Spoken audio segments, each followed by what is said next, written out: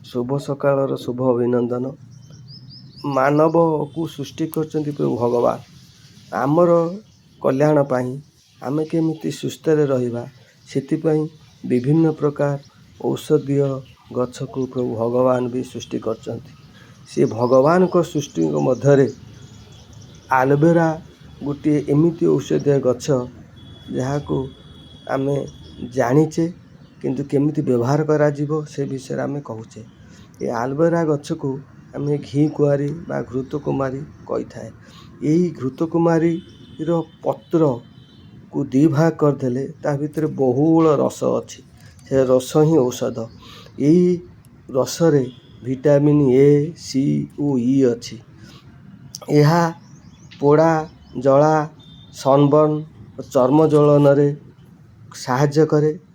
जो जगार पोड़ा हो जाइथिबो बा कटि जाइथिबो बा चर्म ज्वलन होथिबो यही घी कुआरी रो रस को लगाई देले से आराम मिली थाए। मुहरे पिपल हेले दाग हेले यही घी कुआरी पत्रर रस को मारिदेले से आराम मिले।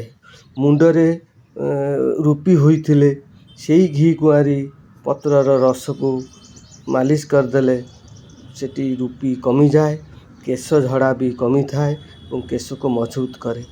सामान्य पेट रे समस्या हेले बा टिके हजम शक्ति यदि कम हो जाई थाए यही घी कुआरी पत्रर रस को सामान्य पियाई देले बा जो रोगी पी देले एथुरु आराम मिली थाए।